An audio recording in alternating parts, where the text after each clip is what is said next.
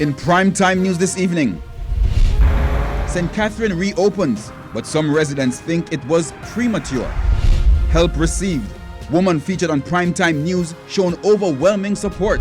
And lawyer to receive Jody and Ferron's medical records on Monday.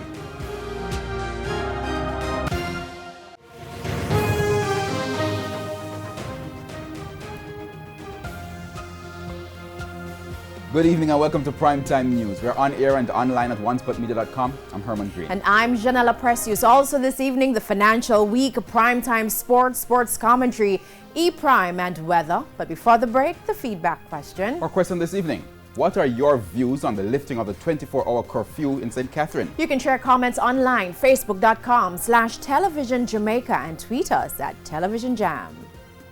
Please stay with us. Primetime News returns right after this break.